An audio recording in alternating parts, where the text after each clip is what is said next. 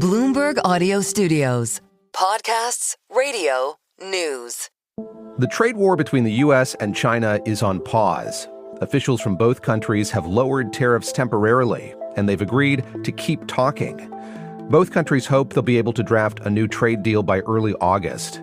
Wall Street welcomed that news, but it is an ambitious timetable. And I wanted to get a better sense of how realistic it is that in 90 days, the U.S. and China could resolve their differences, and the trade war between the world's two largest economies could end. So I called up Nicholas Burns, who was the U.S. ambassador to China under President Biden. It's one of the toughest jobs in government. You've got to both defend and push and resist on one hand, and then you've got to stretch out your hand to work with them and shake their hand on the other. But that makes for a very complicated relationship. Burns' job in Beijing was the capstone of a decades-long career as a diplomat. He's held senior jobs under Republican and Democratic presidents. Now Burns is a professor of diplomacy and international relations at the Harvard Kennedy School, which is where I sat down with him this week to talk about what he says is the most important relationship that the United States has. I'm David Gura, and this is The Big Take from Bloomberg News. Today on the show, Nicholas Burns, the former U.S. ambassador to China, on the trade war, the challenges facing his successor, who was just confirmed by the U.S. Senate, and what he's telling his students at Harvard, who are worried about the future of diplomacy.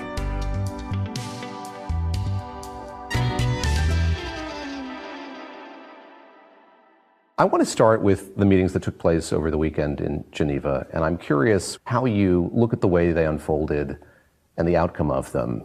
Do you see it as a positive step? Well, first of all, I start from a first principle, and that is that China's been the largest and most important disruptor in the global trade system for about 3 decades right now. There's a reason why the United States and many other countries around the world have placed tariffs on China. China's manufactured exports in particular is because China's been dumping them around the world below the cost of production.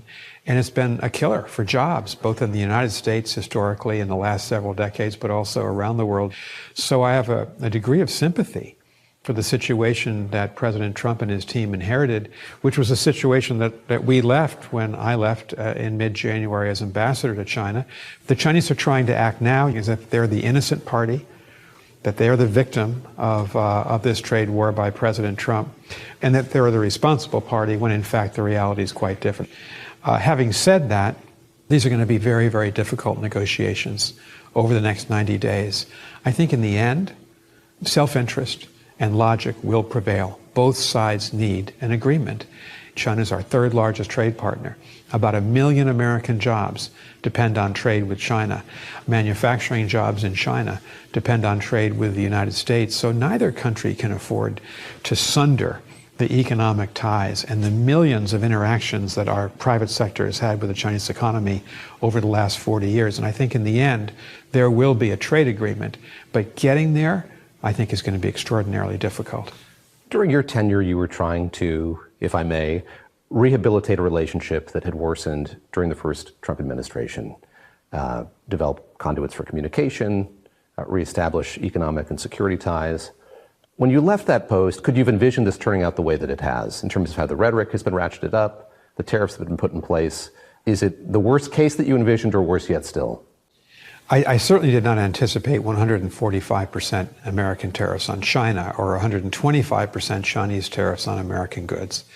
And the trade war that has resulted effectively led to a trade embargo as of the past week, when no ships were sailing with goods back and forth, when manufacturers couldn't export to each other's countries, and you see the significant shortage of goods that traditionally are important to both economies. I didn't expect that to happen at all.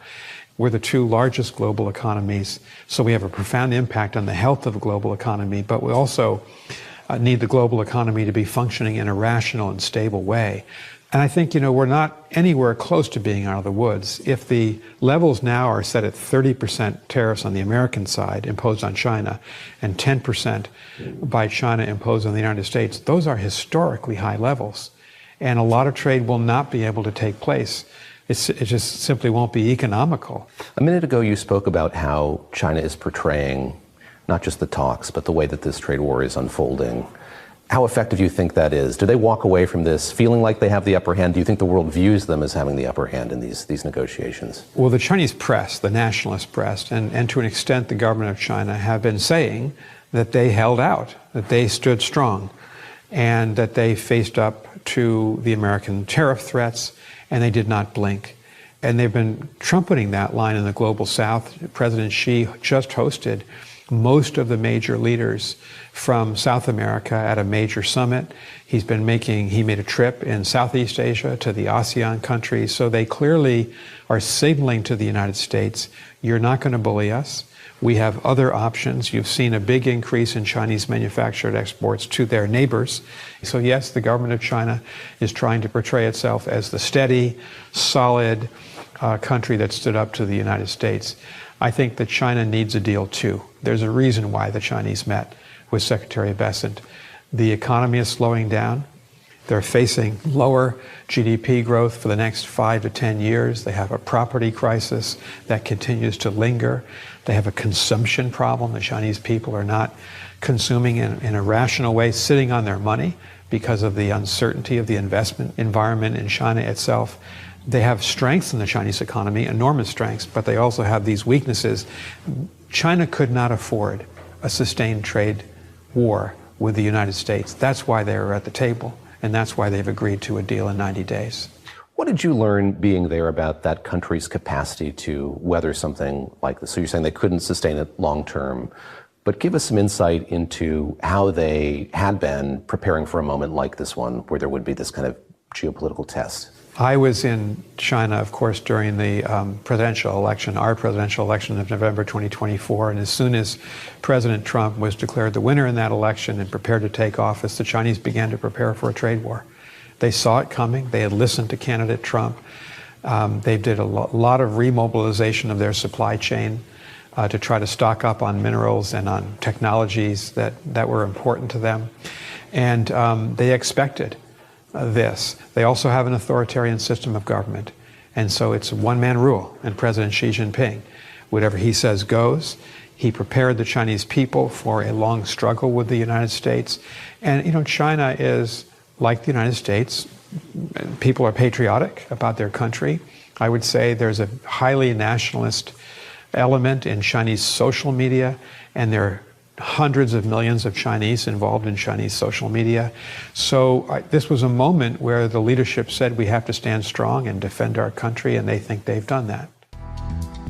After the break, Nick Burns weighs in on the job facing his successor and the effects of the Trump administration's cuts to the federal government.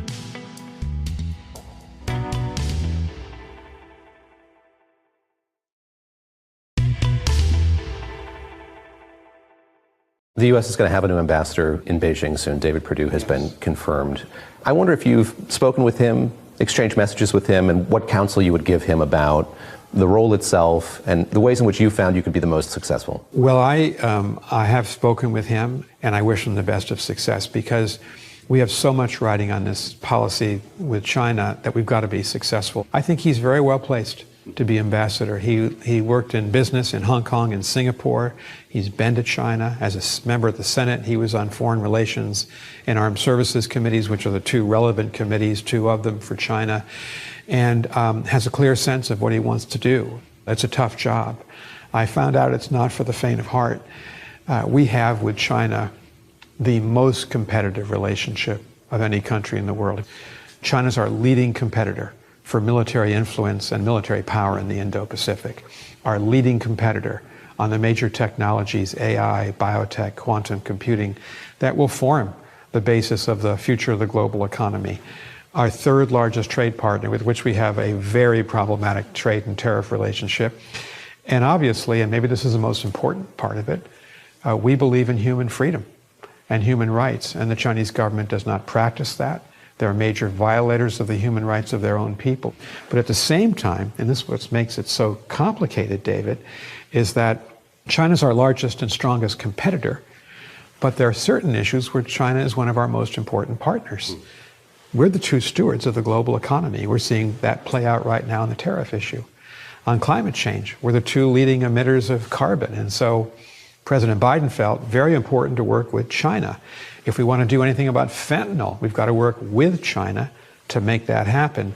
So I always thought it wasn't a 50-50 balance. I actually thought I spent about 80% of my time on the competitive edge with China, about 20% on cooperative matters, and that I thought was the right ratio. But that makes for a very complicated relationship where you've got to both defend and push and resist on one hand, and then you've got to stretch out your hand to work with them and shake their hand on the other. That's the reality of being the American ambassador to China. Before I kind of pull back and ask you some broader questions, I wonder how you felt about the relationship between the U.S. and China when you left. Well, I arrived in China, was sworn in 2021, and arrived a couple months later hawkish about the relationship on national security grounds, because China is this very serious competitor impinging on a lot of American interests in the Indo-Pacific. And I think I left China more hawkish. More hawkish, yeah. Yeah, I saw the reality of the relationship and the cynical nature of the government of China and of the duplicity on some issues of the government of China. The fact that we would make an agreement and then it wasn't honored. So I think this is a long-term structural rivalry. We're competing for global power. I don't think that will change, no matter who's president. And so we've got to steel ourselves for the next decade or two to a historic competition with China. And China right now is stronger than any adversary the United States has ever faced in the history of the United States, going back to the Revolutionary War, including the First and Second World Wars, including the Cold War. The Soviet Union in its heyday was not as strong as China is today. And so we've got to face that competition. But here's the catch. We've got to do it in such a way that we don't end up in a war, because a war would be catastrophic. But to be engaged with the Chinese leadership, to talk to them, as Secretary Bessent did this past week on the tariff issue, but on 1,000 other fronts, be engaging them and talking to them so you can compete, we can cooperate where we can, but we avoid a conflict which in the future would be an absolute catastrophe. That makes for a very difficult and complex job. There seems to be a message from this administration in Washington that there can be bombast and heated rhetoric, radically increased tariffs, but then you can flip the switch back and things can go back to normal. And drawing on your experience as a diplomat for many decades, do you think that that's folly or that that's accurate? I think we're at a moment of great transformation in the global power picture, with alliances shifting very rapidly. You see that China and Russia and Iran and North Korea and Venezuela and Nicaragua are kind of all working together, authoritarian dictatorships. And they're working together to try to cut down the power of the United States, reduce it in the world, and of our democratic allies. And I always felt, working for President Biden, that one of our strongest suits is that we have reinforced our alliances. Despite the fact that we are still the strongest power in the world, you do need friends and allies in the world. And I do think that's the greatest mistake that President Trump has made in his first 4 months in office. If Donald Trump had faced China down, but had not placed high tariffs on Japan, South Korea, the European Union, Canada, and Mexico, all those countries would have been on our side of the table. They would have the same trade and tariff problems with China that we do, but they weren't interested in doing that once they were placed under the same tariff regime that China was placed under. And so I fear that the administration really has a blind spot. They think the United States can go it alone in the world. We can't. And so that's an own goal by the Trump administration. It's one that they've got to reverse if they hope to be effective. Can you recognize the State Department today? You spent 45 years in government service. Given the cuts that have taken place, the priorities of it, how different is it from the place that you first went to 45 years ago? David, I'd answer it this way. I spent a lifetime in government at the State Department and White House, serving in Washington and overseas. Every government agency can be subject and should be subject to reform, but taking a sledgehammer to USAID and firing 8,000 people in 1 week without a thought, without a plan, without actually knowing what you're tearing down, that was a huge mistake. Treating nonpartisan civil servants, military officers, foreign service officers as if they are disloyal because they work for President Biden. Well, they also work for President Bush. People like me work for both parties. We take an oath to the Constitution to be nonpartisan. But the Trump administration has not appointed a single foreign service professional ambassador since it took office. They've appointed lots of political appointees, but nobody from the ranks of our serving career diplomats. 17 of our deputy chiefs of mission are number 2 officials in embassies who were assigned to these jobs and getting ready to go have been told they're not going. And many of them, if not all of that group, are women and people of color. And so there is a crisis in our civil service right now. And if these cuts continue the way they are, and if the denigration of our civil servants continue, you're losing a great group of people who just want to serve the country and want to do it in a nonpartisan way. And they will be nonpartisan. That is the Foreign Service and U.S. government way.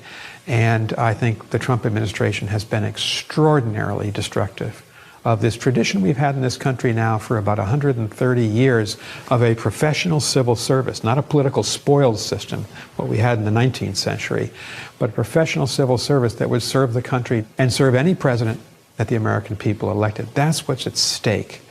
And I think when the pendulum does swing back at some point, we're going to have to recreate USAID, recreate the Voice of America, recreate Radio Free Asia. These are journalists who we employ to tell the story of the United States, in the case of China, to several hundred million Chinese listeners of VOA and Radio Free Asia. So enormous damage has been done by this very cynical effort, DOGE, to tear down all these institutions and not replace them with anything of value. But you're confident that that force of gravity will swing the pendulum back, that we will be able to do that? We'll be able to recreate these. I don't think anybody can predict when reason will prevail again and logic will prevail and sanity, but it has to. Because I think future administrations, future presidents will look around at their government and say, where are my aid workers? How do we run vaccine programs, global health programs, literacy programs that we ought to be doing around the world? Because Americans are generous people. Where are my diplomats? Why do I not have any diplomats with 30 or 40 years of experience? Well, they were all fired, summarily, kicked out in the first couple of weeks and months of the Trump administration. It's a true national crisis. I'd like to close by asking you what you're telling students here who are here at the Kennedy School, here at Harvard, to learn from your experience, to learn an art of diplomacy that has been practiced and perfected for many decades. What do you tell them? Hang on. Hang on to your ideals. It's a good thing to want to spend your life serving the United States of America, your country. It's a good thing you want to be in the public square, what Teddy Roosevelt called the arena of public service. Study hard.